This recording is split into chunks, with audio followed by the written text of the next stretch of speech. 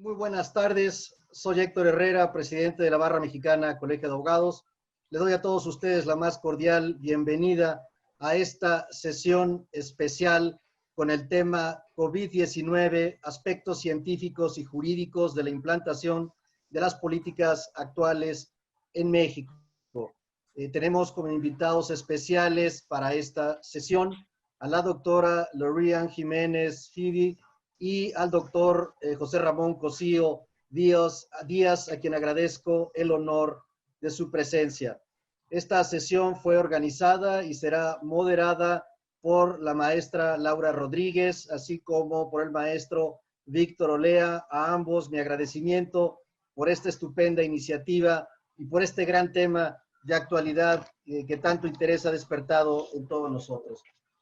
Sin mayor preámbulo, quisiera pedirle a Laura de inicio a esta sesión. Laura, muchas gracias y enhorabuena. Buenas tardes a todos. Antes que nada, muchísimas gracias por estar con nosotros, por acompañarnos. Créanme que soy fan de todos los webinars que hemos tenido en nuestro colegio, pero este verdaderamente es algo que va a ser muy informativo para todos nosotros después de todo lo que se ha dicho. Para mí es un verdadero honor presentar a una de nuestras conferencistas de hoy, la doctora Lorian Jiménez Five. Es fundadora y jefe del Laboratorio de Genética Molecular, División de Estudios de Posgrado e Investigación en la Facultad de Odontología de la Universidad Nacional Autónoma de México. Es cirujana dentista por la Facultad de Odontología y doctora en Ciencias Médicas con especialización en microbiología por Harvard University. Estancia de investigación de Forsyth Institute, Cambridge, en Massachusetts, Estados Unidos. Estancia de investigación en Cold Spring Harbor Laboratory, Cold Spring Harbor, Nueva York, en Estados Unidos. Profesora titular C de tiempo completo en la División de Estudios de Posgrado e Investigación de la Facultad de Odontología de la UNAM, donde tiene 26 años, así es que imagínense lo que nos puede platicar. De edad, ¿eh? De edad. Claro. Es catedrática en los niveles de especialidad, maestría y doctorado de las materias de microbiología general, microbiología básica y microbiología periodontal. Producción científica de más de 40 artículos científicos originales, capítulos en libros, resúmenes publicados en medios nacionales e internacionales, incluyendo las revistas Antimicrobial Agents and Chemotherapy, Oral Microbiology and Immunology, Journal of Dental Research and Journal of Clinical Periodontology, entre otras. Producción científica citada en más de 1,470 publicaciones internacionales independientes. Sin más proemio, la doctora Lorian Jiménez.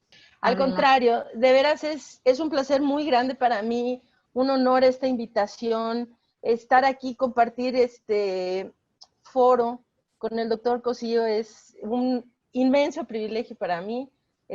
Una persona a quien admiro, respeto y le tengo un afecto muy grande. Entonces, muchas gracias. Nada más, ¿me confirman si ven ahí la presentación? Sí, sí se ve, Lori. Perfecto. Bueno, iniciamos.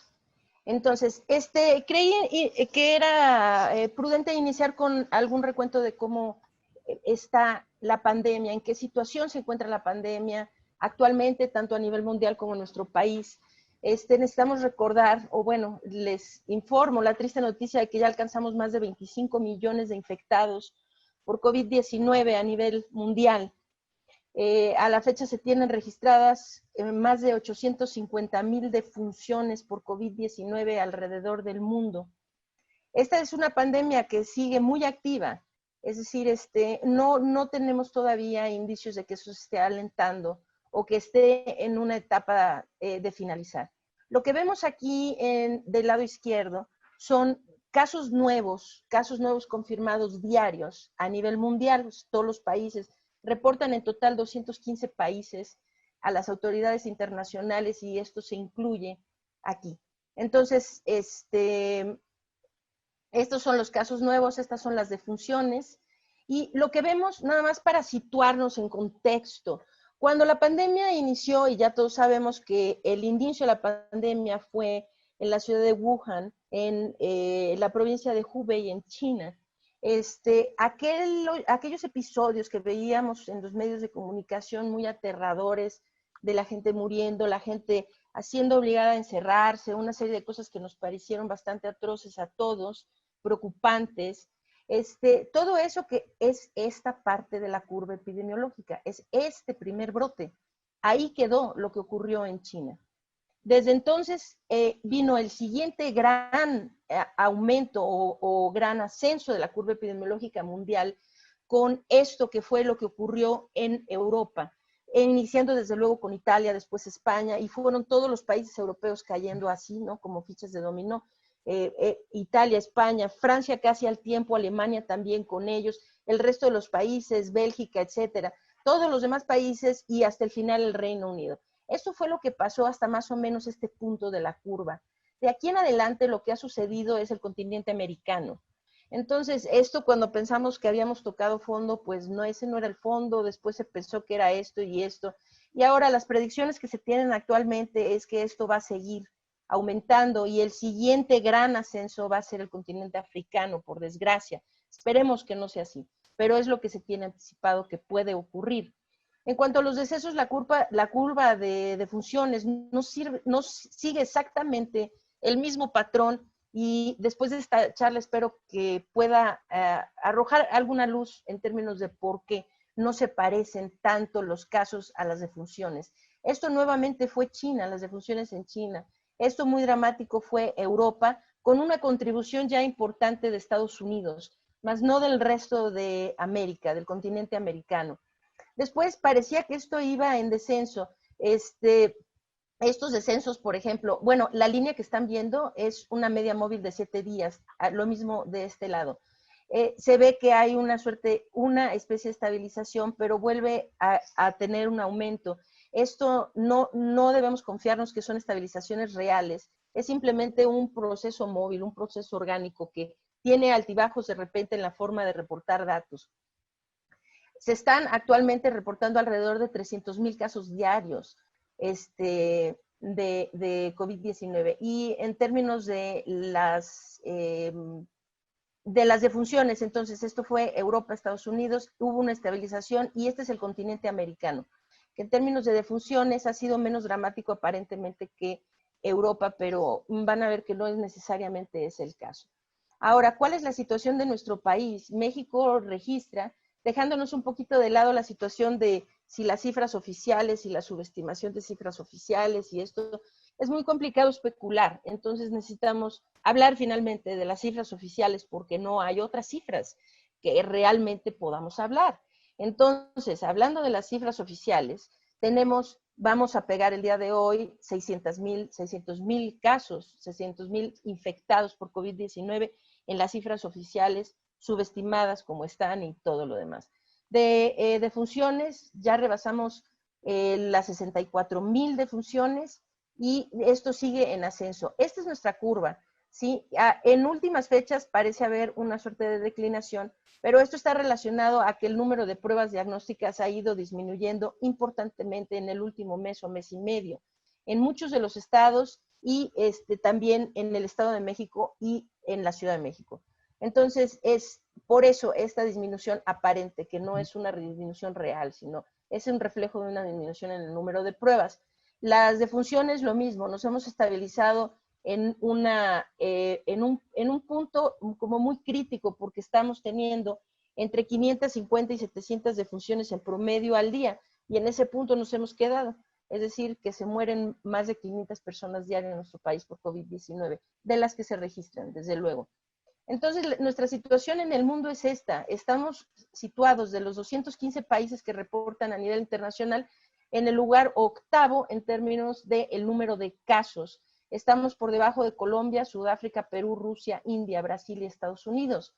En términos de defunciones, ahora estamos en el lugar cuarto. Acá India nos acaba de remover del lugar tercero, que es donde habíamos estado durante ya un buen rato, detrás de Estados Unidos y de Brasil.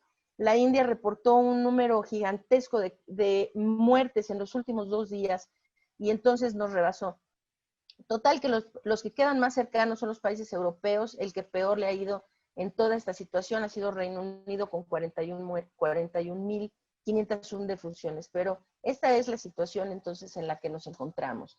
Ahora, ¿cuál es el futuro inmediato de la pandemia en México? Creo que es importante hablar de ello. Estas son proyecciones, son las proyecciones que se hacen con con aprendizaje de máquina, machine learning que le llaman, que son hechas por el doctor Yu Yang Wu, se pueden consultar en este sitio de internet. Él presenta proyecciones de diversos países y principalmente de los diferentes estados en Estados Unidos, pero hace unas proyecciones muy eficientes de nuestro país que se han ido cumpliendo pues casi que a la letra, en todo este tiempo. Lo que vemos arriba son las infecciones, la estimación de cuántas personas se infectan en nuestro país por COVID-19, cuántos se infectan diariamente. Entonces, lo que sabemos, lo que se tiene estimado, es que en nuestro país se están infectando en el orden de 140,000 personas diario. Las cifras oficiales reportan en los últimos 14 días únicamente 5,263 casos diarios en promedio de los últimos 14 días. Entonces, lo que en realidad está sucediendo y lo que tenemos forma de medir o de rastrear o de contabilizar es una fracción minúscula de la realidad. Entonces, en el orden de 5,000 diarias se reportan, en el orden de 100,000 diarias ocurren, que son infecciones diarias. Entonces, para hacer un recuento de por dónde vamos a andar, esta es la proyección de noviembre, es hasta aquí, hasta donde llegan las proyecciones actualmente del doctor Yu Yang Wu. Se cree que para el 1 de noviembre la estimación va a ser entre 15.1 millones y 43.6 millones de infectados en nuestro país hayan sido infectados por el virus SARS-CoV-2 en nuestro país. Esto de cualquier manera representa entre el 11.9 y el 34.2% de nuestra población total.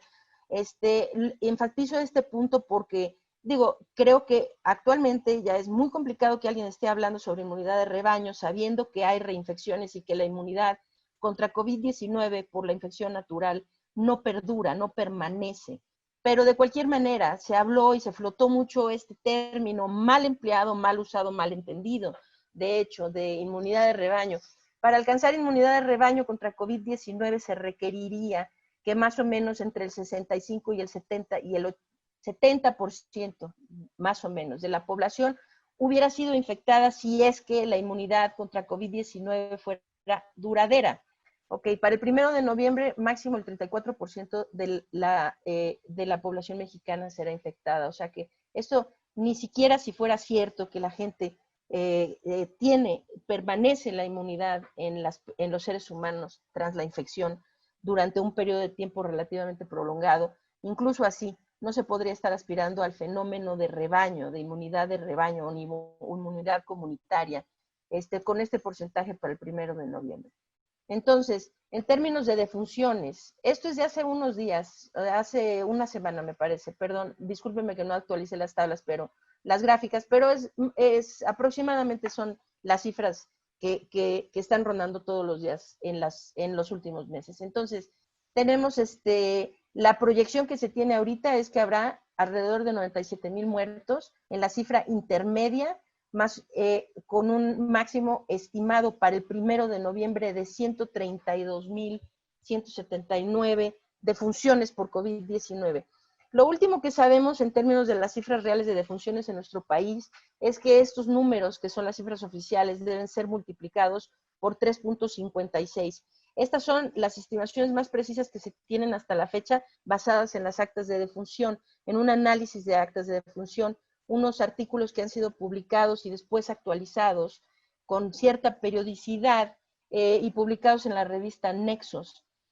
Unos estudios realmente muy, muy, muy valiosos que se hicieron y es lo único que realmente arroja luz en esto. Si eso lo multiplicamos por 3.56, que es el factor que se ha estimado de acuerdo con las actas de defunción que se pudieron analizar, pues ya pueden ir haciendo cuentas de cuántas defunciones en realidad estamos hablando para el 1 de noviembre. Es decir, que estaríamos rebasando los 400,000 muertos por COVID-19 para el 1 de noviembre. Ahora, hay algo sobre nuestra curva epidemiológica que creo que vale la pena destacar. Esta es finalmente la curva epidemiológica. ¿Cuántos casos nuevos se infectan al día? Les pido que presten atención en la escala. Esta es una escala que va de 0 a 300,000 casos, ¿ok? Voy a poner aquí la curva que era en el mismo día, la curva epidemiológica de Italia, ¿ok?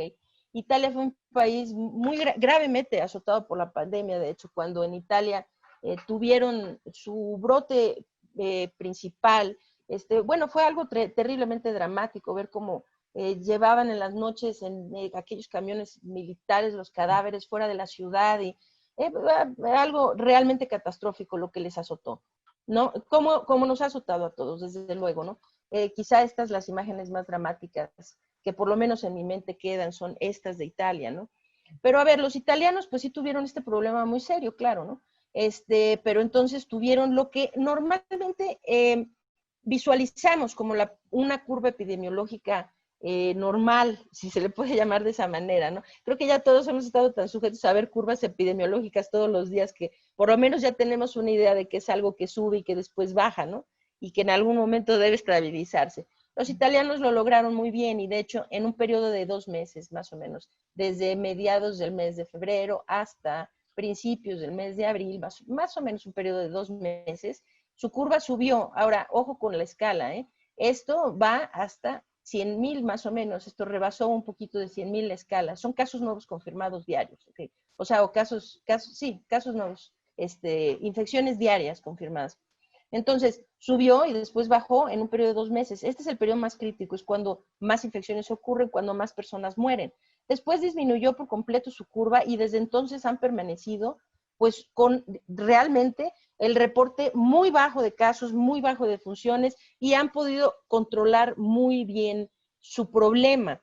Ahora, es importante saber, mientras no tengamos una cura o una vacuna efectiva contra COVID-19, no existe la posibilidad de aspirar a no tener más enfermos de COVID. Vamos a seguir teniendo enfermos, vamos a seguir teniendo muertes, desgraciadamente, pero esta es la realidad. Ahora, sí necesitamos hacer algo para controlarlo. Entonces, para controlarlo y mantenerlo así, a un nivel bajo. Cuando se habla de aplanar la curva, esta es una curva aplanada. Esta es el verdadero aplanamiento de la curva. Una curva que subió terrible, que después bajó más lentamente, pero se logró estabilizar en un punto bajo. Muy bien. Aquí les llevó 2 meses. Ahora, nuevamente la escala va de 0 a 150,000, ¿no? Estamos en otra escala un poquito diferente acá en México. Si ven, en el punto alto, por lo menos, hasta esta línea es la realidad. Esto es lo que ya ha pasado, ¿eh? Hasta de esta línea en adelante es una proyección, en donde la línea refleja la proyección intermedia, la sombra superior refleja la proyección que se estima, el estimado máximo y el mínimo en la sombra en la parte inferior. Entonces, esto es un problema. ¿Por qué tan amplio aquí? Porque la calidad de nuestros datos es muy mala, ¿no? Pero ahora es Reino Unido. Reino Unido hizo lo mismo, subió y después bajó. Ahora, nada más como ellos hicieron una estrategia muy mala, muy deficiente, entonces les llevó más tiempo y tuvieron muchos más muertos, ¿sí? Muchos más muertos que Italia. La razón, porque dejaron el problema progresar sin hacer lo que se tenía que hacer y entonces tienen esta parte más duradera y eso cuesta en vidas, cuesta en las repercusiones sociales y las repercusiones económicas, desde luego, ¿no?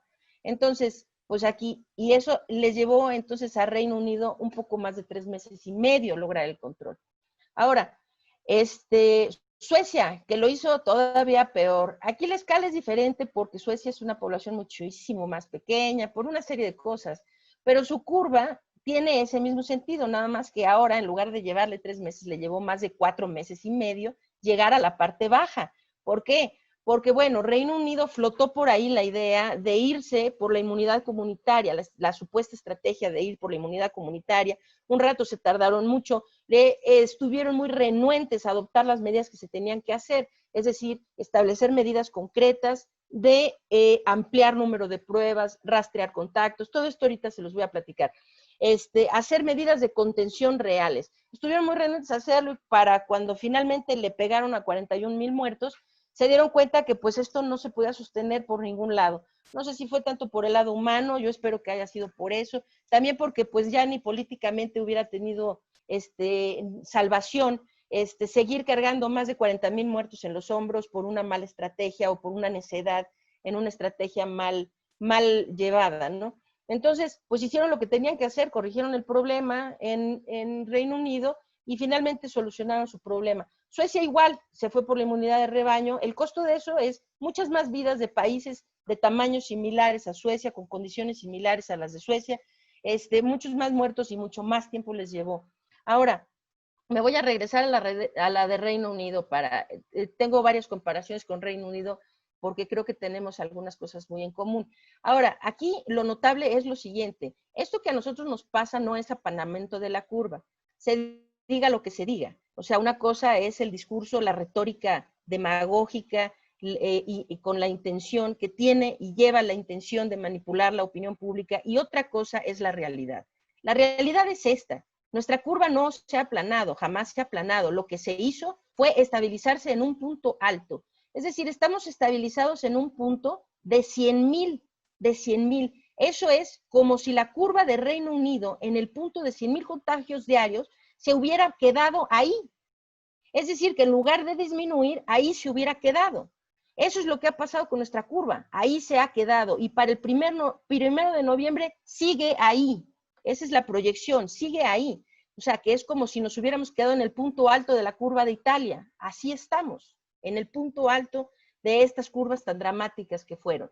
Y la razón es porque aquí no hemos establecido ninguna acción concreta para disminuir la carga de contagios. Esa es la razón.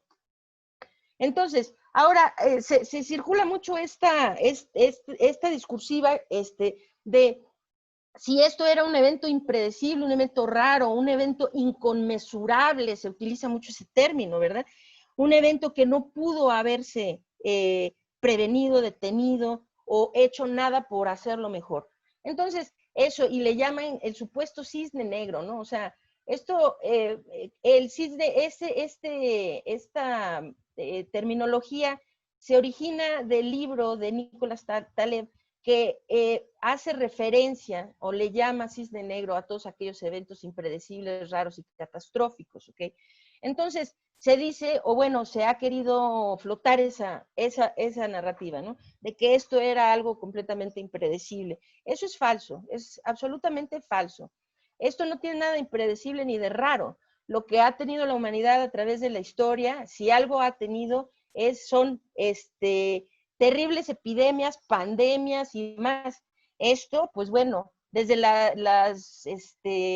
los brotes de peste bubónica, de cólera, de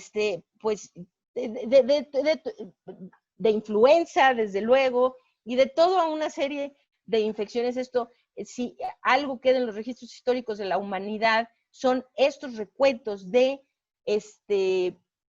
epidemias o brotes de enfermedades infecciosas transmisibles entre el ser humano. Sobre este evento que está ocurriendo en este preciso momento, ya habían eruditos, o sea, como la doctora Laurie Garrett, que escribió todo un libro al respecto en 1994 y después se pasó décadas hablando sobre esto, ¿no? The Coming Plague le llamó, un libro que se volvió muy famoso y hasta la fecha no ha dejado de hablar de ello y todo en Twitter. Yo creo que la doctora no da crédito de que después de haberlo casi narrado como está pasando, esté pasando, ¿no? No se aprendió de la historia, todos los errores que sabíamos que se pudieron haber cometido, pues se cometieron, se están cometiendo. Igual, el doctor Larry Brilliant, que también sigue vivo y está en Twitter y sigue un virólogo connotadísimo, epidemiólogo, virólogo, desde el 2006 está hablando sobre esto. El mismo Bill Gates, ¿no? Tiene una plática en estos TED Talks de 2015 muy famosa, en donde habla sobre la posibilidad de un evento como el que está ocurriendo. Estas personas no son las únicas, muchas personas hablaron sobre esto, lo predijeron, se sabía que esto iba a pasar tarde o temprano, esto no es un evento así. Tuvimos signos de alarma, tuvimos los brotes o las epidemias de SARS, de MERS, incluso aunque son enfermedades notablemente diferentes por vías de transmisión y por otra serie de cosas, los brotes en África de ébola, por ejemplo, ¿no? O sea, hemos tenido realmente muchas advertencias de que esto venía y sin embargo, pues lamentablemente no hemos estado suficientemente preparados para afrontarlo. Entonces, ¿cómo se controla una pandemia de esta naturaleza? Lo primero que yo creo que vale la pena destacar es que este control epidemiológico no es el hilo negro, es decir, no es un tema nuevo, no es un tema desconocido, no es algo que no se supiera antes de diciembre de 2019, cuando esto inició. Es decir, se sonaron las alarmas en China a finales de diciembre del año pasado. Para mediados de enero ya sabíamos que este era un problema de preocupación internacional. Ya se sabía, muchos países, como por ejemplo Taiwán, Vietnam, otros países en el sureste de Asia, ya habían tomado previsiones y habían cerrado sus fronteras, iniciado tamizajes, habían hecho muchas cosas y hasta la fecha son países que les ha ido muchísimo mejor que a países como nosotros y varios otros, ¿no? Tanto en términos del número de contagios como del número de muertes, como en cuestiones económicas, sociales y todas las repercusiones que trae la pandemia que no se pueden desligar. No es posible desligar la crisis sanitaria de la crisis económica, de la crisis social. O sea, esto todo va de la mano. Nada más que hay que pensar, ¿cuál es la etiología de la crisis económica? La etiología es el problema sanitario. ¿Cuál es la etiología de la crisis social? Es el problema sanitario. De ahí que como cualquier enfermedad, la pandemia se trata como cualquier enfermedad. Si no se ataca la etiología, no es posible terminar con los síntomas que vienen en cascada hacia abajo. Entonces, bien, ¿cómo se controla? Quería yo hacer ese énfasis porque de repente se flota mucho la idea de que es que no sabíamos qué hacer, no se sabía qué hacer. Bueno, esto que les voy a decir ahorita se sabe desde hace décadas, quizá un siglo o más de un siglo, que esto es lo que se hace y a través de los años esto se ha ido reforzando. Esto es lo que se hace cada vez que hay un brote de ébola en África. Esto es lo que se hizo cuando vino el SARS, cuando vino MERS, cuando han venido brotes de cólera, cuando ha venido... Es decir, esto es lo que se hace. No es física cuántica ni es inventar el hilo negro. O sea, ya sabíamos que era así. Que no se haya hecho, pues esa es otra cosa. Pero bueno, el control epidemiológico tiene 4 brazos. El primero es la migración y el tránsito interno. El cuidado, control, vigilancia de la migración y el tránsito interno de un, llámese, país, estado, municipio, colonia, qué sé yo, ¿no? O sea, puede ser en cualquier dimensión, pero donde existe un brote se necesita controlar la migración y el tránsito interno. Esto se hace por medio del control de fronteras, tamizaje de viajeros, movilidad, control de la movilidad de las zonas afectadas, control interno. Quienes han sido un ejemplo extraordinario de esto han sido los chinos, de hecho. Nueva Zelanda ha hecho un trabajo extraordinario de esto también. Recientemente Vietnam, pues nos ha hecho ser muy humildes a todo el resto, porque Vietnam es un país mucho más pobre que nosotros, con una serie de problemas mayores que los nuestros, con China ahí a un lado, que nunca tuvieron aviso, pero sí supieron algo. Supieron, si dejamos que esto se salga del control, a nosotros nos va a llevar el tren, si me permiten la expresión. ¿Por qué? Porque ellos saben que no tienen la capacidad económica, no tienen la infraestructura hospitalaria, no tienen la infraestructura tecnológica, una serie de cosas. Entonces, lo que hicieron en Vietnam es algo verdaderamente loable, que creo que ojalá que cuando esta historia toda se termine de contar, la historia le dé el lugar que merece a Vietnam y sus autoridades por haber tenido el valor de hacer las cosas como se tenían que hacer. Porque ellos no se anduvieron contentos, supieron, si dejamos que el problema se expanda, estamos acabados, no tenemos cómo solucionarlo. Y entonces lo que hicieron es no dejar que el problema se expandiera. Entonces lo que hacen es lo mismo que China, ¿no? Este fue el brote inicial, lo que están viendo aquí. Aquí, esta es la provincia de Hubei, ¿no? Bueno, aquí está Wuhan, la ciudad de Wuhan. Entonces, pues sí, se expandió por muchas regiones de China. Esto fue el brote inicial, pero no suena ya mucho porque sí, pero en China siguen habiendo brotes esporádicos, como va a ocurrir en el resto del mundo. Han tenido por lo menos 3 adicionales que han sido de importancia. pero entonces tienen un sistema de vigilancia extraordinario, pueden detectar, aquí hay 2 casos, y no se van con tiento, dicen 2 casos aquí, ¡pum! Lo primero que hacen es cierran el pueblo, el poblado, la región, lo que se necesite, donde encontraron esos casos. Cierran todo, nadie entra, nadie sale, todo el mundo se cierra. ¿Cuánto tiempo? Hasta que se controle el problema. Entonces mandan a todos sus médicos, sus epidemiólogos y todo el mundo. Y entonces controlan el brote. Cuando baja la positividad, cuando ya no hay contagios comunitarios, entonces ahora sí, señores, muchas gracias, regresen a sus actividades. Esto ha permitido a China funcionar económicamente, mantener el número de muertos muy bajo, porque simple y sencillamente mantienen el problema localizado. En nuestro país, por desgracia, se desestimó la posibilidad de poder hacer controles migratorios, tamizajes a pasajeros desde el primer día. Las autoridades, bueno, llámese, no sé, las autoridades, el subsecretario de Salud en incontables ocasiones, si se regresan a las conferencias de prensa de los meses de febrero y marzo, él insistentemente aseguraba que los controles migratorios no eran necesarios, que de hecho que no había evidencia científica alguna para decir que controlar la migración podía tener algún efecto benéfico para controlar el virus. Pues no sé, si no fuera porque el subsecretario estudió en la Universidad de Johns Hopkins, pues sí yo me quedaría pensando quién rayos le enseñó epidemiología, porque pues el control migratorio y de tránsito es la esencia, ¿no? Es la esencia de controlar un brote, ¿no?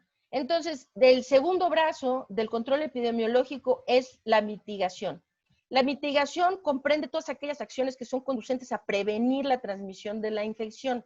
Entonces, ¿como cuáles? Como el uso de cubrebocas, como el distanciamiento social, como el lavado de manos y superficies. Estas medidas específicas para este microorganismo en particular, este virus en particular, por su forma de transmisión.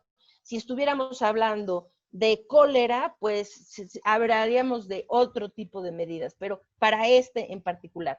Y desde luego que con la mitigación vienen los cierres y aislamientos masivos, como lo que se hizo aquí durante la Jornada Nacional de Sana Distancia.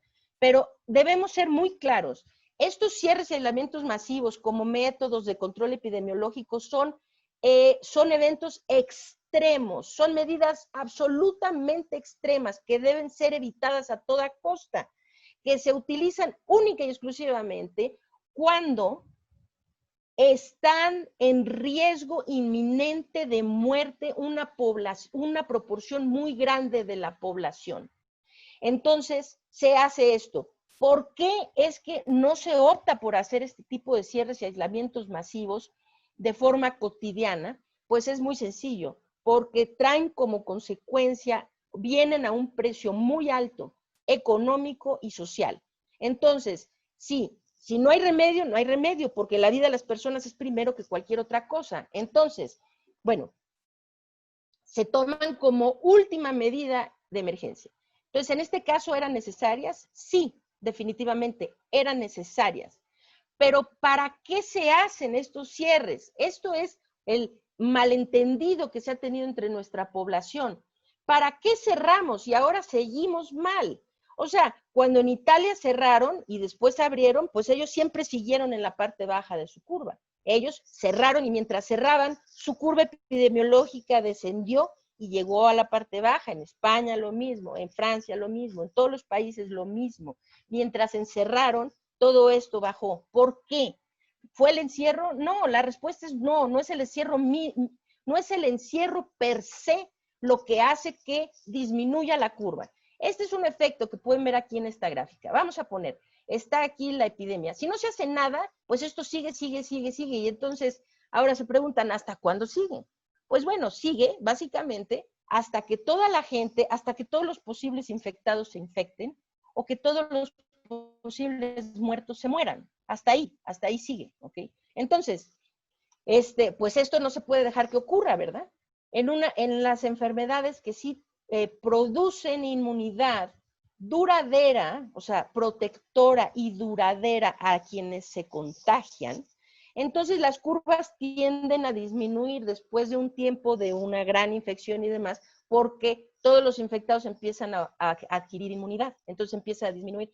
Es una forma muy costosa en vidas de manejar un problema epidemiológico, desde luego. Ahora, ¿qué pasa con la mitigación? Hacemos todo esto, ¿okay? Y nos encerramos y todo. hace lo mismo que no hacer nada, nada más que lo hace más lentamente. O sea, que en lugar de ser muy vertical la curva, el ascenso, se vuelve un poco más diagonal. Pero básicamente es lo mismo. Es decir, es una medida que ayuda, pero no soluciona. Entonces se preguntarán, ¿ayuda a qué? ¿A qué ayuda? Bueno, ayuda a permitirle tiempo suficiente a las autoridades para entrar con las medidas adecuadas de contención. Lo único que puede hacer que esta curva baje anticipadamente, y con anticipadamente me refiero antes de que todos los posibles infectados se infecten o que los posibles muertos se mueran, ¿verdad? O que los posibles inmunes lleguen a tener inmunidad, que puede llevar meses y años, dependiendo de la enfermedad. Entonces, para que esto ocurra, pues se necesita instituir medidas de contención. ¿Para qué se hace la mitigación? Para hacer más lento el ritmo de transmisión, para permitirle a las autoridades de una localidad, de un país, qué sé yo, de una comunidad, entrar con las medidas necesarias de contención y controlar los contagios en la comunidad. Entonces, pues sí, ¿por qué los países tuvieron sus jornadas nacionales de sanas distancias? Le dan en la torre la economía, arrastran con un montonal de problemas sociales, eso a todos, ese es el costo de cerrar, de hacer estos cierres y aislamientos masivos indiscriminados, ¿no? Ok, pero a cambio de eso, pues se salvan muchas vidas. Entonces, se asume ese costo y entonces en una balanza dice, ok, pues fue lo correcto y asumimos ese costo y ahora vamos a darle para la economía y resolver lo que se haya quedado de problemas sociales. Pero si no se entra con esto, con la contención, entonces no tiene ningún sentido. Es lo que pasó. O sea, Italia hizo esto, cuando llegó a un punto, se encerraron, hicieron todas las medidas de contención, pues sí empiezan a disminuir todos los contagios comunitarios. Y cuando ahora sí baja su curva, entonces empiezan a movilizar las personas. Y ahora todo esto va a ser un estira y afloje por el resto del tiempo hasta que no venga una vacuna o una cura. Vamos a seguir teniendo algunos brotes, algunos, sí, entonces hay que cerrar un poco más, abrir un poco más, irse yendo, con tal de sí movilizar a las personas, sí reactivar los giros económicos, ¿no? Pero no a costa de sacrificar la vida de las personas, ¿no? Entonces, bien, en nuestro país como nunca se hizo contención, se diga lo que se diga, porque decir que se hizo contención, hablemoslo claramente, decir que se hizo contención es una mentira. Se hizo contención, un esfuerzo de contención. Los únicos esfuerzos de contención que en nuestro país se han hecho han sido en la fase 1, cuando habían muy pocos contagios, y cuando digo pocos estoy hablando 10, 12 contagios, poquísimos contagios. Ahí sí, o sea, se sabía quién era cada infectado, se sabía propiamente quién era cada infectado y se rastreaba sus contactos y se procuraba aislar a quienes estuvieran positivos, ¿no? Eso se hizo muy bien, pero pues lástima que se tirara la toalla antes de llegar siquiera a los 20, ¿no? Entonces, después ya jamás se hizo y las veces que sí se ha hecho es cuando algún funcionario se ha enfermado. Porque, por ejemplo, cuando el señor Zoe Robledo se infectó, pues ahí sí supimos que se le hicieron muchas pruebas diagnósticas a él, a su familia, a sus contactos, a sus colegas, qué sé yo, esto, y no lo estoy diciendo como una crítica, estoy diciendo qué bueno que lo hicieron, aunque sea una vez, ¿no? O sea, ahí sí lo hicieron como debería de ser, y se aislaron adecuadamente, y se hizo, pues sí, pero eso es lo que el resto de la población necesitaba hacer también. Contención es el pilar central del control epidemiológico, el pilar central. Entonces, está basado en acciones de inteligencia, o sea, bueno, estrategias de inteligencia y acciones concretas. Entonces, ¿qué se hace? Pues se hacen pruebas diagnósticas que nos dan entonces la posibilidad de detectar a los casos positivos. Los casos positivos, entonces, se hace esto, se buscan potenciales infectados a partir de los infectados que ya conocemos. Esto se llama rastreo de contactos. En el rastreo de contactos, algunos saldrán también positivos y otros no. De cualquier manera, se le está haciendo pruebas a una gran parte de la población. Es decir, una persona busca atención porque tiene síntomas o ya se siente mal, a esa persona se le hace la prueba. A partir de esa persona, entonces se rastrean sus contactos. ¿Quiénes son contactos? Pues primero los más cercanos, su familia, sus colegas, la gente de su trabajo, la gente con la que tiene interacción cercana de largo O sea, no una persona con la que se cruzó en la calle, eso no es un contacto. O sea, alguien con quien estuvo un periodo de tiempo razonablemente prolongado y con una cercanía, ¿no? Entonces, ahora, la última parte de la estrategia de contención, y estas tres partes no pueden desvincularse. Se tiene que hacer todo junto, si no, no sirve. El ejemplo más típico de eso es Estados Unidos. Hacen pruebas, millones literalmente de pruebas, ¿sí? Y siguen teniendo muchos casos y muchos contagios y muchos muertos. ¿Por qué? Porque la prueba en sí no soluciona el problema. La prueba en sí nos permite saber dónde están los enfermos. Ahora necesitamos tomar acción. De esos enfermos hay que buscar otros posibles enfermos. Y de todos los que sí detectemos como enfermos, hay que aislarlos. Este es el aislamiento selectivo. El aislamiento selectivo es todo lo que tiene bondades, que es diferente a los aislamientos masivos indiscriminados. Se selecciona quiénes necesitan aislarse. De esta manera, el resto de la población con seguridad puede seguirse movilizando, la economía se afecta menos, los estragos sociales también son menores, etcétera, etcétera. Entonces, pues al positivo, todos aislar. Diferentes países han solucionado esto de diferentes formas. Algunos han tenido centros de aislamiento propiamente como tal. No los hospitales, no deben ser los hospitales, o sea, deben ser centros de aislamiento. Algunos lo han solucionado como Corea del Sur en los hoteles. La industria hotelera estaba quebrando, evidentemente, porque pues no hay turismo durante una pandemia, ¿verdad? Y entonces el gobierno hace un trato con los hoteleros y utilizan los hoteles para aislar a las personas. Muchos de ellos son asintomáticos, pero pues están ahí en su cuarto de hotel. Supongo que con mucha comodidad le traen sus alimentos. Y una cosa muy importante es que estando en aislamiento, a estos casos positivos se les puede vigilar para darles atención temprana y que no enfermen, es decir, ir siguiendo los casos desde muy temprano. Esto es lo que se hace, y lo que esto hace es cortar cadenas de transmisión. Eso es lo más importante. Si me permiten esto, vamos a poner, una persona con COVID infecta a otras 3. Esas 3 a su vez a otras 3, y cada una de estas 3 así, y así sucesivamente. Al final de 10 generaciones, si vemos a esta persona y vemos 1, 2, 3, 4, y si le seguimos hasta 10, estamos hablando de más de 54,000 personas que se originan de la infección de este solo individuo, ¿ok? Entonces, es muy, muy, muy dramático. Pero de esas, bueno, pues un porcentaje van a terminar hospitalizados, otro porcentaje en terapia intensiva, y de eso es un porcentaje muy alto morirá. Entonces, ¿qué pasa cuando hacemos esto? Hay que hacer pruebas, muchas pruebas. ¿Para qué? Vamos a poner aquí solo a uno de los infectados lo detectamos con una prueba. No a todos, a uno solo. Con ese solo, cortamos en primera generación a estos pocos. Pero en segunda, miren nada más todo lo que hemos recortado. Y en tercera generación estamos casi recortando la mitad de los contagios. Y si le seguimos, es más dramático aún. Entonces, esto es muy efectivo, es muy eficiente, se les solían llamar cercos sanitarios, ¿no? Entonces se cerraban las personas, se buscaban, no sé. Ahora, pues nos gustan los nombres más rimbombantes, pero finalmente esto se hace desde que el tiempo es tiempo. Los doctores o sea, de mucha experiencia, epidemiólogos de otras épocas de nuestro país, que se enfrentaron a epidemias como las de cólera muy graves que hubo en nuestro país, de VIH, por ejemplo, pues entienden muy bien todos estos conceptos que han sido utilizados a través del tiempo, ¿no? Muy bien. Después, y lo último es vigilancia. Se vigilan los brotes, los hospitales y los casos positivos. En nuestro país, para vigilar brotes se utiliza esto, el modelo de vigilancia epidemiológica Centinela. Se ha hablado muy mal del modelo y malamente, porque realmente es un modelo muy bueno.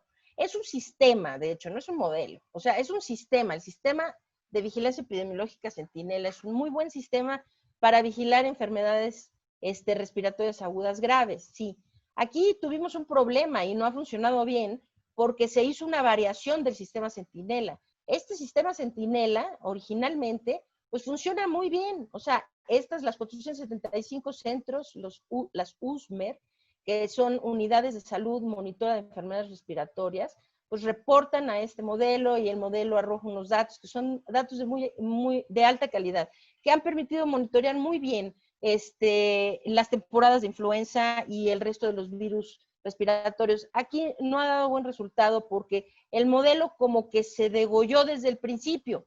en lugar de utilizar el modelo como se debería hacer, se hace una especie de híbrido que ahora es esto que se conoce como modelo Centinela. Es un algoritmo en donde esta información que se recaba del sistema Centinela entra para acá y esta información que se recaba del sistema SINAVE, que es otro sistema de vigilancia, ¿no? Que incluye 26,000 centros de salud, ¿sí? Esto entra a una suerte de híbrido raro que es muy incierto por qué se decidió hacerlo de esta forma. Y entonces esto arroja unas estimaciones terribles, ¿no? O sea, son unas estimaciones burdas desde el primer mes o dos, pues esto ya era daba unas estimaciones tan equivocadas que el propio subsecretario hablaba, pues sí, esos son los números, pero en realidad hay que multiplicarlos por 8, por 10, por 26, por 60, o sea, ya nadie supo qué pasó con eso, ¿no? Hacemos pésima vigilancia, pero se debería hacer bien. Donde hacen muy buena vigilancia, como en Vietnam o como en China, ¿no? Vietnam acaba de tener un brote que fue muy dramático para ellos, aunque, o sea, tienen 27 muertos, no estoy diciendo que 27 vidas sea poco, pero para ellos fue dramatiquísimo porque se habían quedado sin ni un solo muerto hasta ahora, ¿no? Pero ellos lo detectaron cuando habían 3 infectados. Le entraron con todo, bueno, no pudieron. Hubo 27 personas que murieron y eso es terrible. Pero de hecho lo hacen por medio de un sistema de vigilancia muy eficiente. La vigilancia de los hospitales, que parece que es de lo único de lo que se habla actualmente en nuestro país, vigilar los hospitales, vigilar los hospitales. Y algo de lo que no se habla en nuestro país, que debería estarse hablando muchísimo más, es de vigilar los casos positivos para poderles dar vigilancia, atención, seguimiento y sobre todo tratamiento oportuno. Esto salvaría muchas vidas. Uno de los problemas más grandes que ha pasado en nuestro país es que las directrices que se dieron en el mes de marzo siguieron vigentes hasta finales de agosto, ¿no? Entonces, de toda la gente que se detecta, es decir, la definición de sospechoso, es decir, una persona que merece recibir una prueba diagnóstica, ¿no? O sea, creo que merece es el término, ¿no? Porque parece que es como un favor el que se hace, ¿no? Quien merece recibir una prueba, pues realmente se excluía casi al 80% de los infectados. Por eso es tan diametral la diferencia entre lo que realmente está ocurriendo en la comunidad, las infecciones comunitarias, y lo que se reporta. O sea, es un minúsculo porcentaje lo que en realidad vemos. Entonces, bien, ese es un problema muy grave porque todos esos casos se van a casa y nadie recibe tratamiento, vigilancia y atención temprana. Voy a hablar un poquito más de esto porque es muy importante.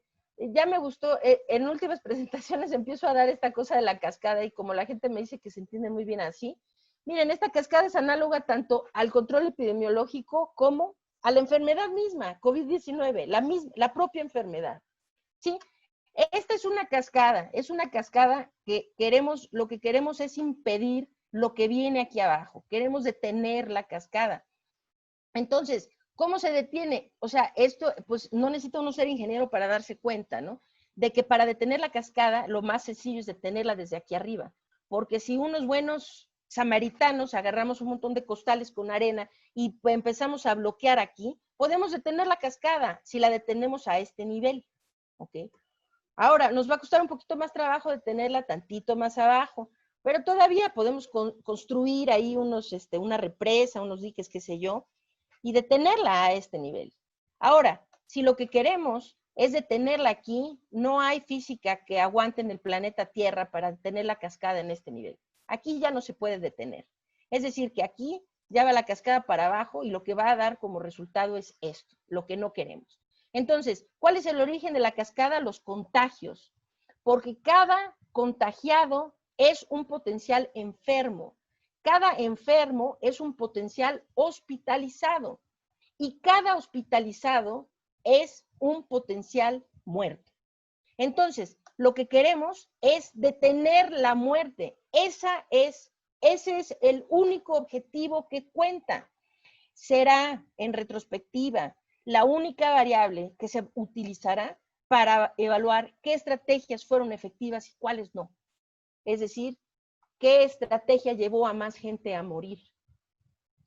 Entonces, para esto es muy sencillo, menos costoso, es más barato, más fácil, más eficiente si se ataca y se corta la cascada a este nivel. Entre más alto es más fácil y menos costoso.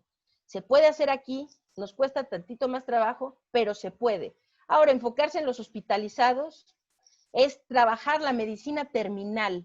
Es decir, ninguna enfermedad en la historia de la humanidad jamás se ha pensado que se puede controlar con medicina terminal. La medicina terminal es un esfuerzo heroico último que se hace con la esperanza de darle una fracción de posibilidad de vida a un ser humano, a sabiendas que la probabilidad de supervivencia es muy escasa. Entonces, no sé por qué hemos pensado que COVID-19 se puede trabajar o tratar o controlar con medicina, con este tipo de medicina terminal. Hemos estado hablando desde el principio, hay que traer más ventiladores, más camas de terapia intensiva, cuando siempre se debió haber estado hablando de cómo detenemos los contagios, cómo impedimos que la gente enferme. Entonces, dicho de otra forma, cada contagiado es un potencial enfermo. Para COVID-19 los enfermos son de 3 tipos. Asintomáticos, que representan el 40% de la infección. Sintomáticos leves o moderados, que también son llamados presintomáticos. La calificación o el denominativo presintomático, lo único que significa es que en el momento que yo no soy médico, pero que un médico o una persona que lo está revisando lo ve, no tiene síntomas, pero sí es una persona que va a tener síntomas eventualmente. Entonces, el 35-40% desarrollan síntomas. Los asintomáticos son asintomáticos verdaderos, o sea, nunca desarrollan un solo síntoma, desde que se infectan hasta que el virus deja su cuerpo. Esto sí desarrolla, pero generalmente síntomas leves y moderados. Y hay personas, más o menos entre el 15 y el 20% de los infectados con COVID desarrollan síntomas severos. Estos vienen así. Ahora, ¿qué pasa? Los asintomáticos y los sintomáticos leves y moderados, o presintomáticos, si lo quieren ver así, se pueden tratar de forma ambulatoria. Se tratan como pacientes ambulatorios, mediante vigilancia y acompañamiento. Los asintomáticos verdaderos no requieren otra cosa, solo vigilancia y acompañamiento. Esto ayuda también en la demencia psicológica que esto está provocando a toda la gente, la incertidumbre de saber, pues ya me diagnosticaron con COVID, ahora me voy a morir, o qué es lo que va a pasar, ¿no? Si simplemente pudieran tener esa pequeña ayuda del acompañamiento, de estarlo viendo cada 24 horas, ver cómo está su oximetría, ver cómo va avanzando, esto ya ayuda a toda la familia de un infectado psicológicamente, de saber que alguien está al pendiente, que todo va bien, que no pasa nada, que la cosa, y que va a salir adelante, porque salen adelante. Estas personas salen perfectamente bien adelante. Además que ojalá que salieran adelante sin tener que traumatizarse tanto, ¿no? Pero bueno, algunos de estos ambulatorios, sobre todo los que tienen sintomatología o algunos signos sin sintomatología, como disminución en la oxigenación, en la saturación de oxígeno en sangre y demás, necesitan tratamiento, pero este tratamiento debe ser oportuno, tratamiento oportuno, que hasta la fecha, como sabemos, no tenemos un antiviral, no hay un tratamiento específico contra el virus, no tenemos manera de atacar al virus, pero sí tenemos forma de detener el daño que el virus causa al organismo. Entonces, se puede detener el daño que el virus causa siempre y cuando se detecte y se atienda de forma muy temprana. Entonces, se hace tratamiento oportuno, vigilancia y acompañamiento, y esto da como resultado recuperados. Voy a decir algo, y no es un pleonasmo, o sea, lo hago intencionalmente. Recuperados sanos. Parece que no tiene sentido, pero ahorita espero que lo tenga. A ver, algunos de los síntomas, estos recuperados sanos, que son los verdaderos recuperados. Y hay otros recuperados que son recuperados, pero que tienen secuelas. Ahora voy a ahondar en esto.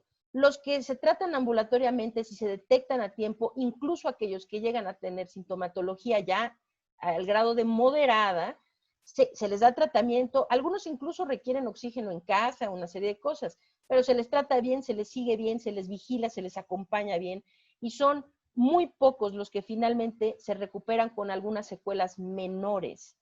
Ahora, de estos sí hay un grupo de los que tienen síntomas severos, que tienen síntomas severos porque llegan a severos sin pasar por acá, ¿no? O sea, estas son las cosas que no entendemos de la enfermedad COVID-19. ¿Por qué es una enfermedad que afecta de formas tan diferentes a diferentes seres humanos? Y esto sí hay algo que tiene que ver con esto que tanto también se ha hablado de las comorbilidades, la obesidad, la diabetes, la hipertensión, pero no está solamente relacionado con eso. No son solo las comorbilidades lo que tienen que ver aquí.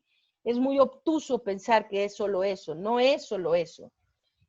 Hay otra cosa, que pueden ser factores genéticos de predisposición, puede ser, no sé, que no sabemos, la ciencia no ha arrojado luz sobre este punto, porque puede ser una enfermedad completamente benigna para un porcentaje tan amplio de la población, una enfermedad regular para otro porcentaje y una enfermedad completamente devastadora para otros. Esto no lo sabemos todavía, y no es que estos sean solo los diabéticos, ni los hipertensos, ni los obesos, eso es mentira. No es así. Entonces, bien, los síntomas severos, entonces, los que van a síntomas severos, algunos llegan directo, pero la mayoría transcurren aquí. Gente que tuvo síntomas leves y moderados, que pudieron tratarse ambulatoriamente, que pudieron recibir tratamiento oportuno y que pudieron recuperarse perfectamente bien, pero no se tratan, no se atienden, no se vigilan, no se acompañan. Entonces terminan siendo severos.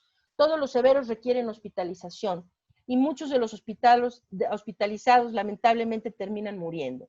En nuestro país la media nacional es de 35.6%, es decir, que de toda la gente que se hospitaliza en México por COVID-19, en promedio el 35.6% muere.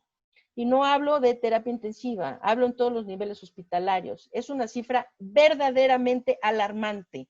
En la ciudad de Nueva York, cuando tuvieron su brote más grande, que estaban los hospitales ahora sí colapsando, ahí sí colapsaron los hospitales, pero pues yo ahorita voy a hacer algún hincapié sobre eso, ese pavor al colapso de los hospitales. Estaban los hospitales en muy mal estado, muchos, de hecho, se murió más gente en la ciudad de Nueva York que en muchos países enteros, ¿no? O sea, fue catastrófico lo que les ocurrió, pero incluso en el peor momento de su epidemia local, en Nueva York se moría el 8.2% de los hospitalizados, 8.2%. Si lo contrastamos con esto, pues sí, nuestra situación no es nada alentadora, ¿no? Ahora, con un problema muy grave aquí, y yo creo que esto es tema que ustedes van a estar viendo a través del tiempo, en los próximos meses y años, que es esto, el tema de los recuperados, de los que sobreviven al COVID grave, después de haber sido hospitalizados, qué sé yo, que quedan con secuelas muy importantes, que perduran. Muchas, no sabemos qué tanto, pero son secuelas que para muchos son secuelas debilitantes. Es decir, que esto va a pegar socialmente, económicamente, y se va a convertir en un problema de salud pública que va a tener que ser atendido en los años por venir. Entonces, si nosotros pudiéramos, y sí se puede, la cosa es que, no sé, sí se puede, dejémoslo en eso. No se ha hecho, esa es otra cosa, pero se puede. Controlar el problema, insisto en la cascada, entre más arriba se le pega a la cascada es más eficiente, menos costoso y demás. Con mitigación se le pega directo a la propagación de los contagios. Si se le obligara a todo mundo a utilizar cubrebocas, si esto hubiera sido hecho desde el principio, desde febrero, desde el mes de febrero, no estar divagando con esto, mandando mensajes encontrados, contradictorios, sino haber insistido en el uso obligatorio del cubrebocas. Otra historia estaríamos contando hoy. El distanciamiento social, el lavado de manos, todo esto repercute al nivel más alto. Quiere decir que estas medidas hay que reforzarlas a todo lo que da. Ahora, ¿qué más? Pues sí, la contención, evidentemente. Esto es lo que corta las cadenas de transmisión. Esto es lo principal. Más pruebas. Y no estamos hablando de todas las pruebas del mundo. Estamos hablando de suficientes pruebas que van de la mano con el rastreo de contactos y van de la mano con el aislamiento selectivo de personas. Entonces, esto le pegaría a los contagios. Si tuviéramos esto con una gran paloma y con otra gran paloma, nuestra historia sería como la de Corea del Sur, o como la de Vietnam, o Taiwán, o Nueva Zelanda. incluso como la de Alemania, ¿no? Que tienen muchos contagiados, no son pocos los muertos porque allá tienen más o menos 9,000, suman como unos 9,000 muertos, no es que sea poco, desde luego, pero 9,000 es una cifra muy distinta a los casi 70,000 que estamos por alcanzar. Bien, incluso haciendo estas dos cosas, pues algunos enfermos van a seguir habiendo y es importante recargar ese punto. No vamos a estar nunca, como dirían los norteamericanos, COVID-free. O sea, no, el estatus de COVID-free no existe hasta que no venga una vacuna o una cura. Pero sí podemos hacer algo. Incluso para los que se cuelan aquí y van a seguir habiendo algunos contagiados y de ellos algunos enfermos. ¿Qué se hace? Vigilancia, tratamiento oportuno, escalonado. Eso es lo que se hace.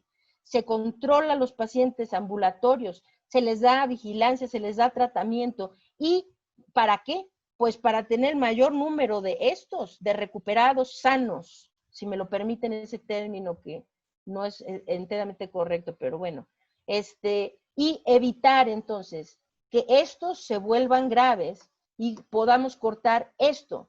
Entonces, no se trata de centralizarse en esto, porque ofrecer un ventilador no es ofrecer vida, es ofrecer medicina terminal.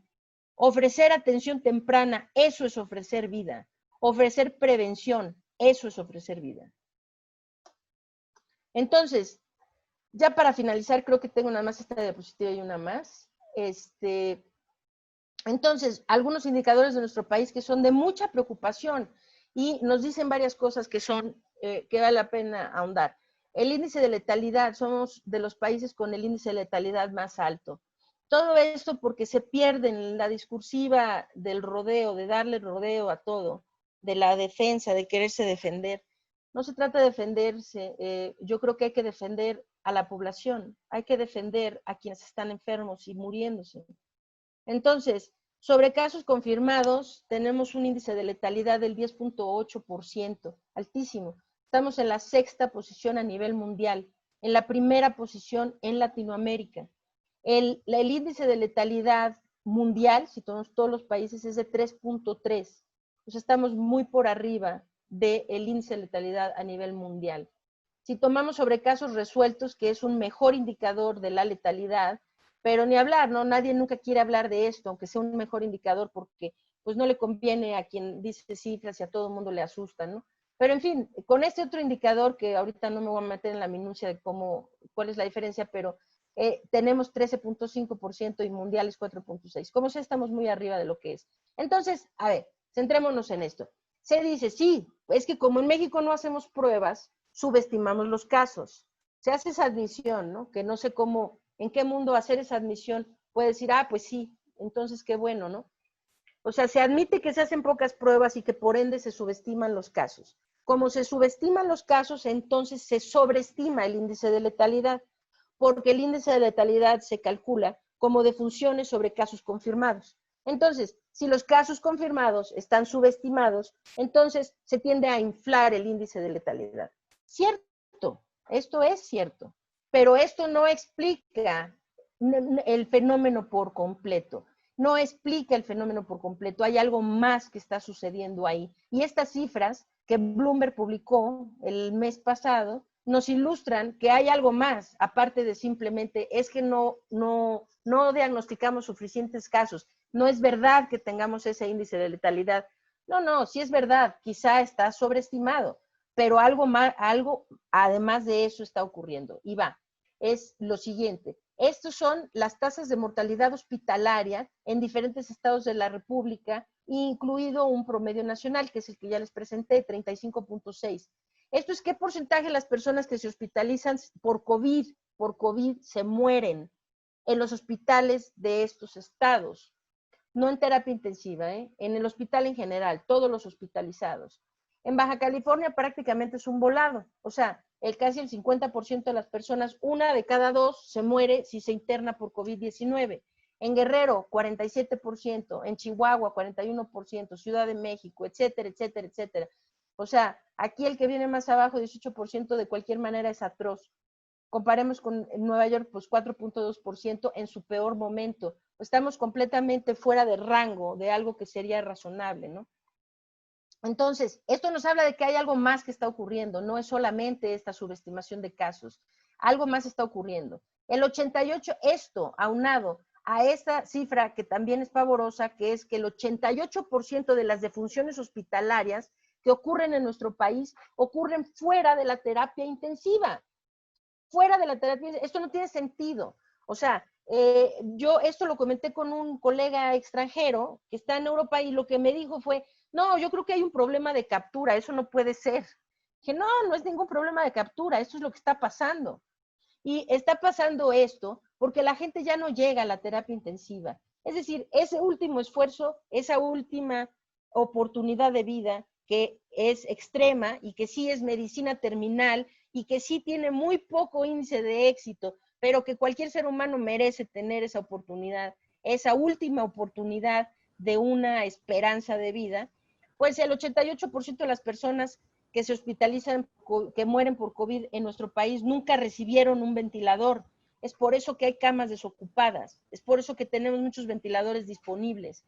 Y la razón es porque la gente llega demasiado tarde al hospital, porque desde el inicio la directriz que se dio, y esto se dio desde el mes de marzo, y parece que las autoridades piensan que no ha avanzado el conocimiento, es decir, que no haya un avance del conocimiento. Lo que sabíamos en febrero y marzo de COVID-19 y del virus SARS-CoV-2 es diametralmente, o sea, es nada comparado con lo que sabemos hoy.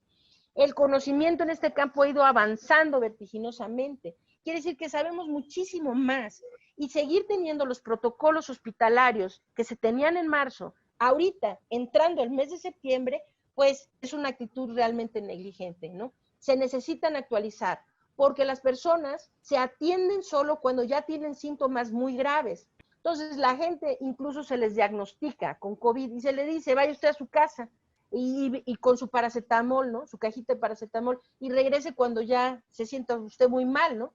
Hasta últimas fechas, no sé, tal vez porque he estado yo hablando tanto de esto en tantos medios de comunicación, no sé, de repente ya están hablando también de esto, pero nada de esto está siendo puesto en práctica.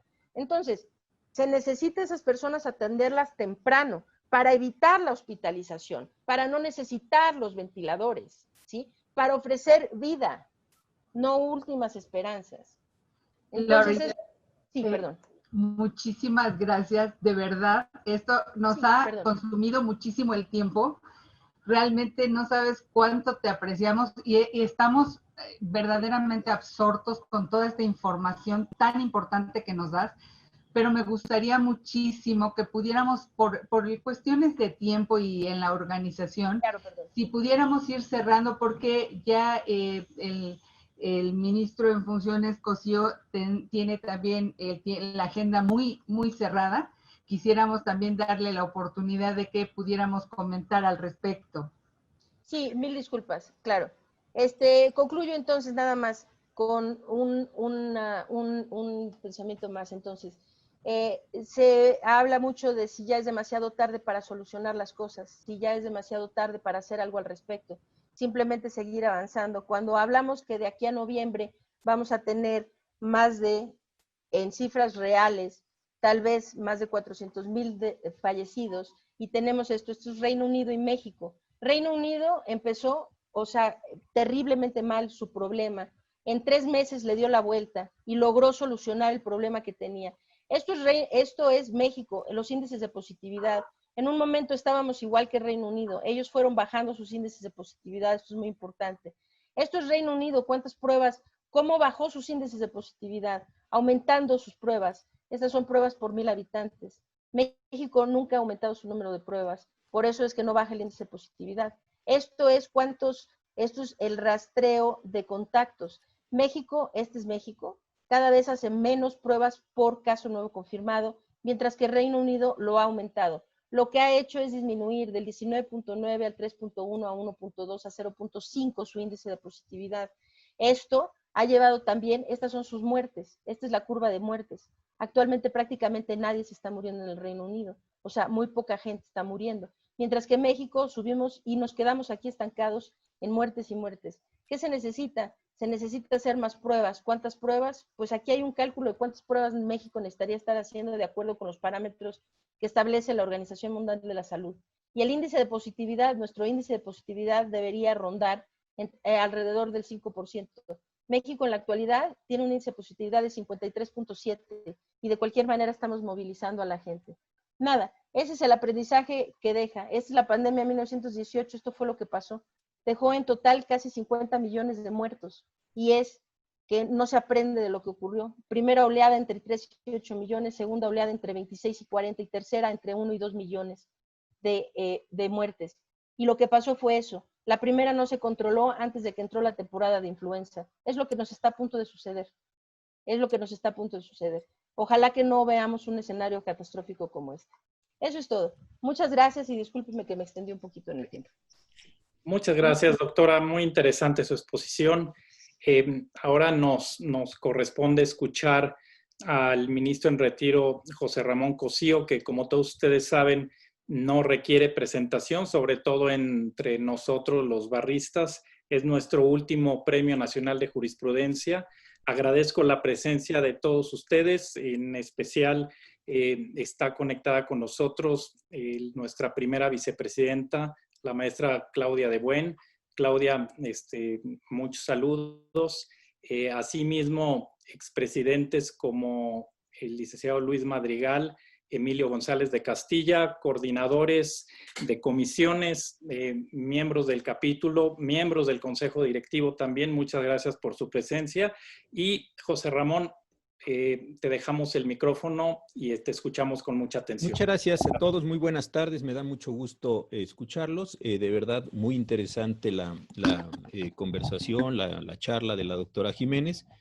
Yo tengo el gusto de conocerla y admiro mucho el trabajo y sobre todo la valentía con el que lo expresa, porque hay gente que tiene, desde luego, no un trabajo en la profundidad de ella, pero no tiene la valentía, el valor de decir las cosas que está viendo. Desde luego saludo a nuestro presidente Héctor Herrera, a Víctor Olea, a Laura Rodríguez que nos invitó, a todos los expresidentes, colegas y a mi querido amigo Cuauhtémoc Recendis, que no sé por qué razón lo estoy viendo aquí en una pantalla grande. Querido Cuauhtémoc, un saludo muy afectuoso. A ver, yo creo que hay que regresar al tema inicial. No es tanto el tema de la pandemia, sino era la posibilidad de prever que la pandemia iba a llegar. Yo hace años, no muchos, en el 2016, apareció un libro del profesor Ali Khan. Él estuvo en el CDC de Atlanta, hoy está en el Departamento de Salud Pública de la Universidad de Nebraska. Leí el libro The Next Pandemic y es realmente interesante. Y él decía lo que la doctora Jiménez dice. Hay un ciclo biológico, hay un ciclo reproductivo y es altamente probable que la pandemia aparezca. Entonces, que haya aparecido a la pandemia, coincido con la doctora Jiménez, no es ninguna novedad, salvo el que no estaba enterado de estos temas, sabía que o pensaba que esto no podía repetirse, no en la forma de las pestes, pero sí en la forma de la influenza mal llamada española. Parte de la reacción tan fuerte que tuvimos con H1N1 fue precisamente porque pensaban algunos epidemiólogos que esa era la pandemia que nos había llegado y que esto era lo que teníamos ya que combatir.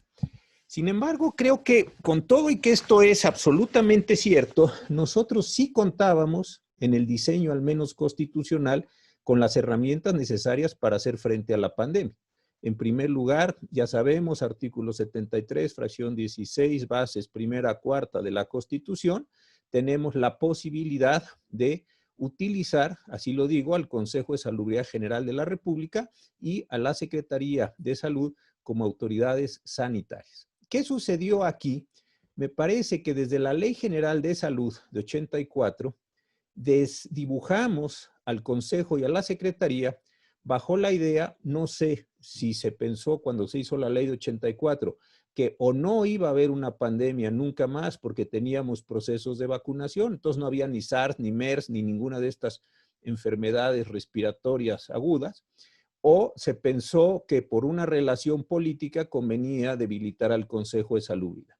Y los reglamentos que han tenido, y el último de ellos en particular, ha dejado un Consejo de Salubridad tan desdibujado que si ustedes leen el reglamento, pues francamente es una, no sé si duplicación, pero casi de COFEPRIS. Es verdaderamente inocuas o son inocuas las facultades del Consejo.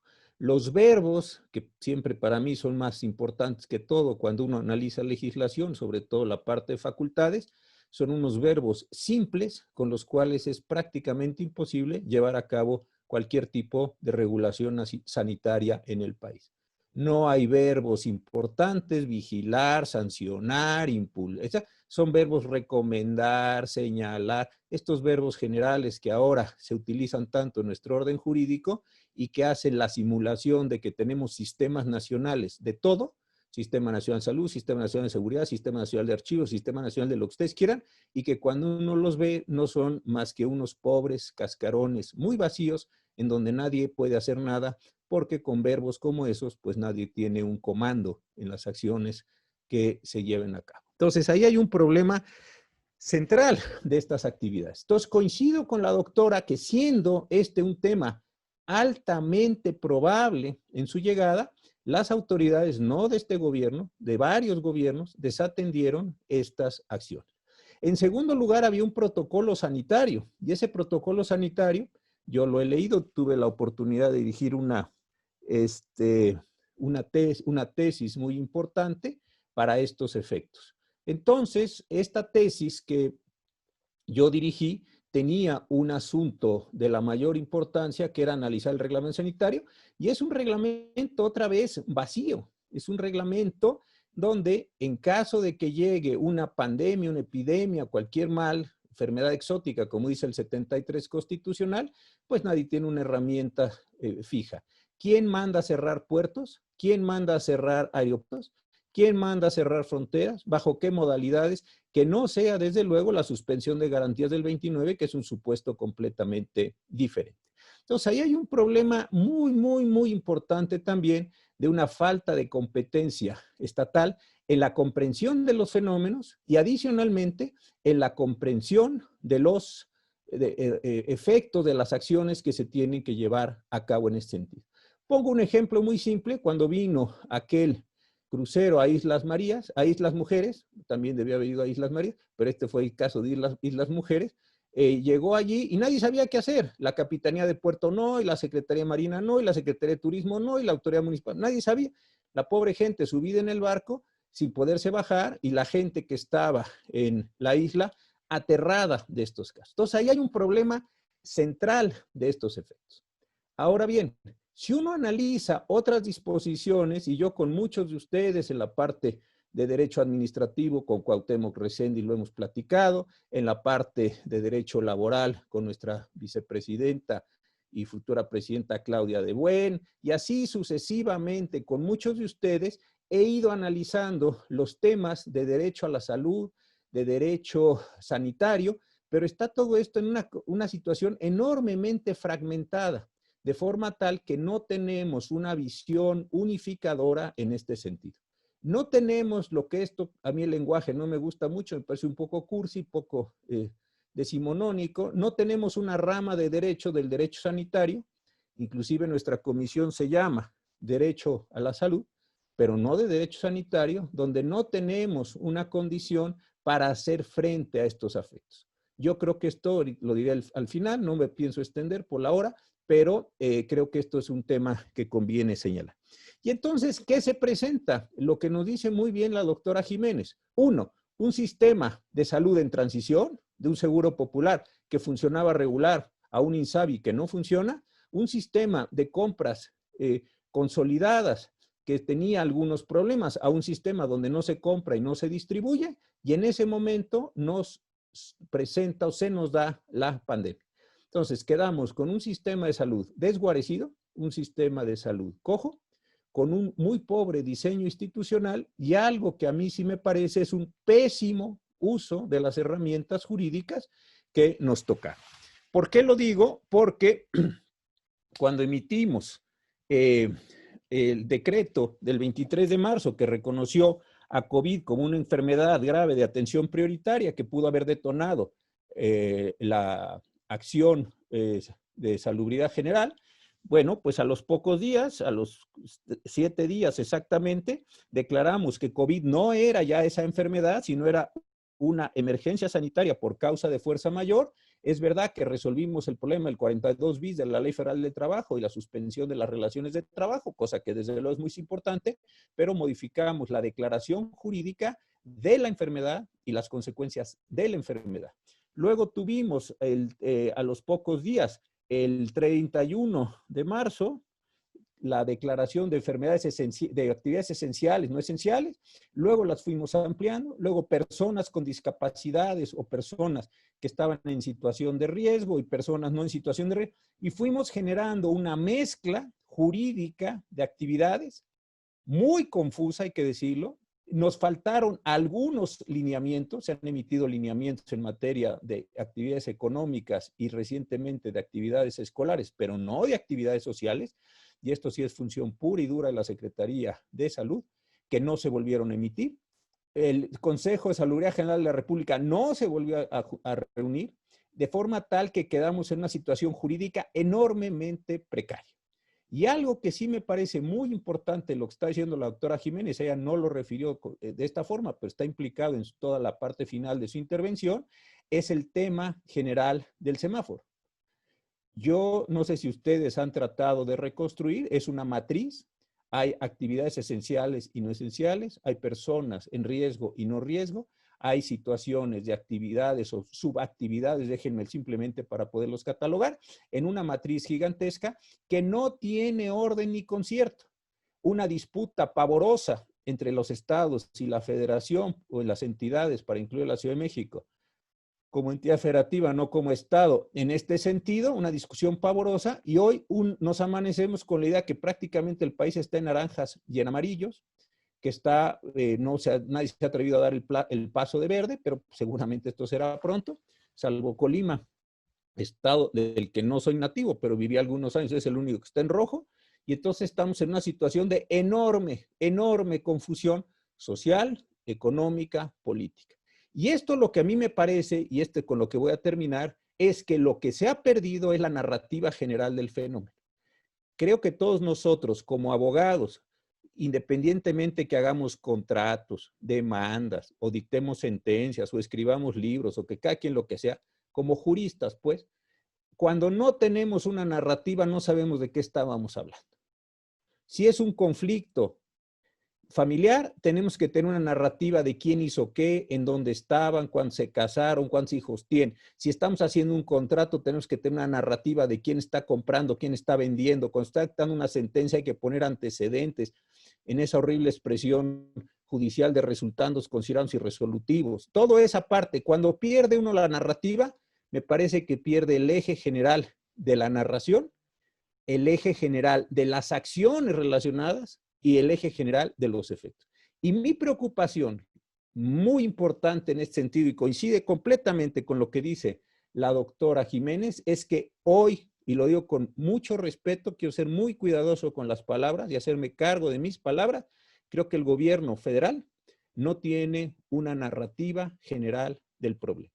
No sabe ni de dónde está, no sabe ni dónde viene, no sabe lo que sigue, y está simple y sencillamente, voy a usar también esta expresión, pastoreando el fenómeno a efecto de que el fenómeno medio avance, medio la economía no se paralice, medio las personas sean responsables y medio que AstraZeneca, el ingeniero Slim, los argentinos y nosotros podamos tener una vacuna.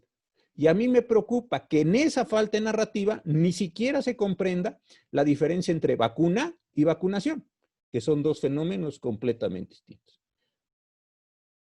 Una cosa es que yo tenga una pluma y otra cosa es que yo escriba, ¿verdad? Son dos cosas completamente distintas. Yo conozco mucha gente que tiene plumas y nunca ha escrito. No es lo mismo entonces la vacuna que la vacunación. Uno es un proceso técnico, químico, biológico, y el otro es un proceso social. Y esa cuestión es de una gravedad extraordinaria. Entonces, me parece que estamos apostando vergonzosamente a que la economía corra, a que la economía no se catapulte, no se colapse, a que esto medio salga y de repente va a llegar una vacuna mágica y entonces ya vamos a estar todos bien y vamos a ser felices para siempre y vamos a rezar alguna cosa que también no deja de ser lingüísticamente un subterfugio, que es una nueva normalidad. A mí, de todo lo que ha dicho la doctora Jiménez, lo que más me preocupa, insisto, son estas cosas muy episódicas, rapsodias de fenómenos. Sí, sí, sí, todo está muy bien. Pero ¿cuál es la narrativa general, señor? Cuando uno pierde la narrativa, insisto mucho en esto, no lo ve. Y entonces cualquier crítica, comentario, alusión, parece que es un insulto, se hace una bronca, se oculta al crítico. Ya sabemos la vieja historia donde matamos al mensajero, que no solo pasó en Grecia, sino pasó en toda la historia de la humanidad. Y entonces eso es en lo que me parece que estamos verdaderamente atrapados. Mucho de eso, sí lo digo y ya aquí termino, tiene que ver con la incapacidad de haber identificado un problema biológico, epidemiológico, de salud, haber confeccionado la situación general, haber utilizado bien, pronto y consecuentemente las medidas jurídicas y una vez que las medidas se establecieron, haberlas llevado, como dicen esta frase que es odiosa y por cursi, hasta sus últimas consecuencias. Ni sabemos dónde estamos, ni sabemos a quién se sanciona, ni a quién no se sanciona. Es decir, empezó a ser esto una situación donde hoy me parece que está completamente de control. Desde luego, el derecho no fue la causa del fenómeno. Pues el derecho no produce virus, produce bichos, pero no produce virus, pero, que son cosas distintas, pero sí produce desorden cuando no se utiliza, o cuando no se utiliza para lo que se tiene que utilizar, o cuando se utiliza de una manera tan distorsionada, tan pobre como se está utilizando. Y verán ustedes que todavía el fenómeno que viene, la segunda oleada, la influencia estacional, la falta de vacunación de otras cosas puede producir, y de verdad que no lo sé, otros efectos simple y sencillamente porque ni se detectó el problema, ni se configuró jurídicamente, ni se crearon las normatividades, ni se creó ninguna. Este desprecio al derecho, que no es de ahora, ahora es más abierto, pero este desprecio, las normas son formalidades, las normas son simplemente obstáculos a muchas otras cosas que se pueden hacer socialmente, creo que sí va a tener muchísimas consecuencias. Yo esta es la hipótesis que he tenido desde hace tiempo, estoy trabajando y cada vez que oigo a la doctora Jiménez, no es la primera vez, la sigo en muchas de sus charlas, me parece que esta hipótesis que yo tengo se alimenta, perdónenme esta cuestión, de estos datos que ella va poniendo en cuanto a la incapacidad de entender lo que está frente y la incapacidad de utilizar las herramientas para hacer frente lo mejor que se pueda, perfecto nunca va a ser, a ese fenómeno. Entonces creo que la intervención de hoy es muy importante para todos nosotros porque nos marca fenómenos biológicos, epidemiológicos, de salud y sociales con los cuales nosotros, no así directamente, pero sí derivadamente vamos a tener que contender en los próximos años. No semanas, no meses, no con la vacuna, no con la vacunación, sino en los próximos años. Muchas gracias a Héctor, muchas gracias a Víctor, a Claudia, a Laura y desde luego a la maestra Jiménez por esta oportunidad de estar con todos ustedes. Les hago llegar a todos un saludo muy afectuoso. Muchas gracias, querido José Ramón. Muchas gracias de nueva cuenta, doctora Jiménez.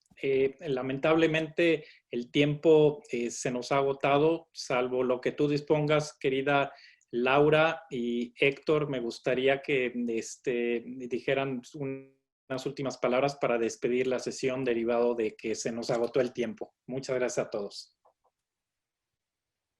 Pues para darle el cierre más importante, que me parece que es el que debe ser el de nuestro presidente, a mí nada más me resta agradecer al doctor Cosío, a la doctora Jiménez, que ya es un referente absoluto en este tema en nuestro país y desgraciadamente con el tiempo ya no podemos hacer más. Hay preguntas, a mí me hubiera encantado hacer alguna de las muy interesantes preguntas que nos están haciendo ahorita, pero pues como dice Víctor, ya este tirano ya nos ganó. Así es que, doctor Herrera, le cedo a usted el micrófono para que nos haga el favor ya de clausurar el evento. Muchas gracias.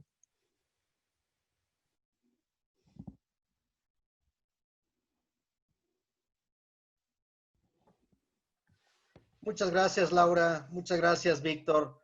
Enhorabuena por esta sesión Quiero agradecer al doctor Cosío y a la doctora Jiménez por las brillantes disertaciones que han presentado en esta sesión. Y a manera de cierre, me permitiría proponer una conclusión de ambas ponencias. Parece ser que estamos ante un fenómeno de un desprecio hacia la ciencia jurídica que nos corresponde y las otras ciencias como las de la salud y otras. Creo que la gran pregunta que nos obliga a reflexionar esta sesión serán las consecuencias de ese desprecio por la ciencia jurídica y las consecuencias de ese desprecio por las otras ciencias, particularmente las ciencias de la salud. Bajo las reglas de causa-efecto, las cosas no pueden seguir como si no pasara nada. La historia juzgará a nuestros líderes, la historia juzgará todo lo que estamos haciendo.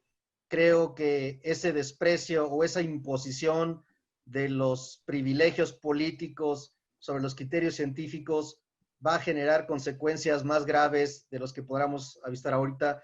Y creo que quiero agradecerles a los dos ponentes por esta muy profunda reflexión. En todos sus comentarios subyacen muchas otras reflexiones que seguramente darán motivo para otras sesiones. Quiero agradecer finalmente a Laura Rodríguez y a Víctor Olea por la estupenda coordinación para la celebración de este evento y por supuesto agradecer la presencia de todos ustedes. Muchas gracias.